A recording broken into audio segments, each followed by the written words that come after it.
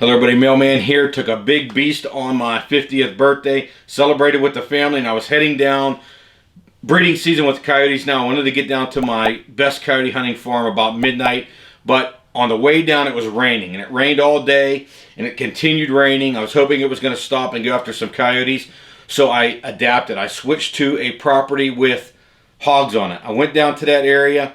On the way, it's actually on the way to the coyote hunting area. If it was going to stop raining, I was going to continue down to the coyote hunting property. But what I did is I just drove in there, ATN OTS handheld thermal scanner, pulled in around 11, and the first road I pulled down, looked over to the right, there was about 8 to 12 deer out in one area feeding.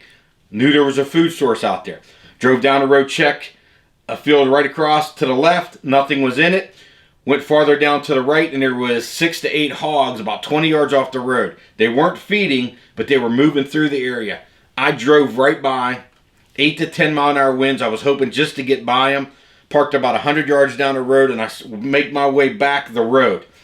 Get up to the area where the hogs were, they are gone. But what I want to do is come back on top of that hill and look out there and see if they went to the area where those deer were. They weren't to that field to the right now because I'm going back in. Now we're on the left where those deer are, and I got up to the top of the hill. In the first video we're going to pull out here, map first to show you the yardage. 450 yards out there was the lone hog. Didn't know what it was, but then I'm going to go over to those deer to the right. Keyed me off onto that hog.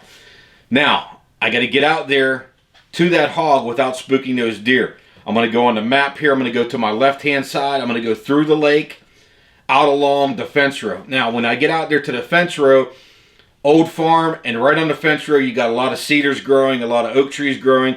I just shoot across on the other side of the fence, and I can go right along that wood line, get out to that hog without spooking those deer, and it worked perfectly. Now we're out in an area. We're taking a lot of nice big sows in this area.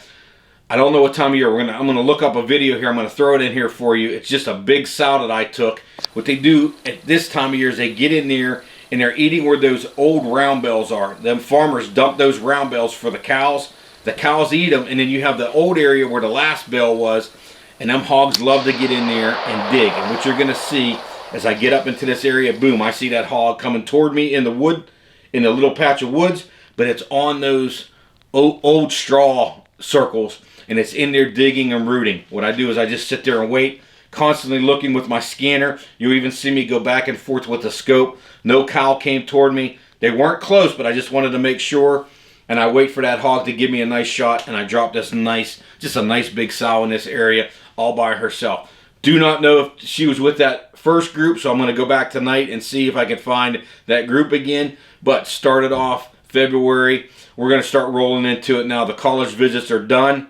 We are going to start hunting hard. We're going to get the feeders out there, and we're going to get after it now with all this equipment. I got a lot of new things coming up here, but check out this video. This drop shot dropped it right in its tracks. Took a very nice size hog. Much more to come as we get back at it.